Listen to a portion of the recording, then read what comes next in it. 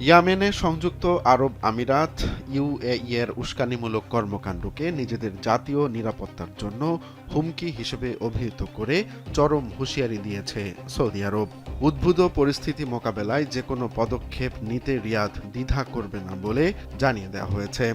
মঙ্গলবার সৌদি পররাষ্ট্র মন্ত্রণালয় এক বিবৃতিতে এই কড়া বার্তা দেয়। সংবাদ মাধ্যম রয়টার্স ও আল আরাবিয়া জানায়, ইয়েমেনের মুকাল্লা বন্দরে আমিরাত থেকে আসা দুটি অস্ত্রবাহী জাহাজে সম্প্রতি সীমিত বিমান হামলা চালিয়েছে সৌদি নেতৃত্বাধীন জোট।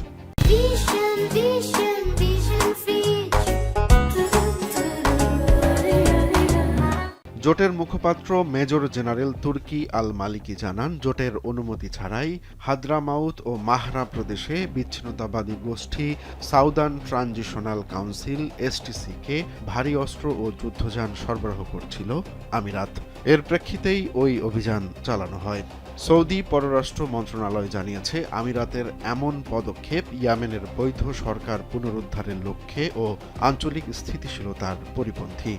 বিবৃতিতে বলা হয়, জাতীয় নিরাপত্তার জন্য যেকোনো হুমকি একটি লাল রেখা এবং এই হুমকি নিরপেক্ষ করতে কিংডম প্রয়োজনীয় সব ব্যবস্থা নেবে। উল্লেখ্য, 2015 সাল থেকে হুতি বিদ্রোহীদের বিরুদ্ধে দেশ দুটি জোটবদ্ধ হয়ে লড়াই করলেও 2019 সাল থেকে কৌশলগত কারণে তাদের মধ্যে দূরত্ব তৈরি হয়।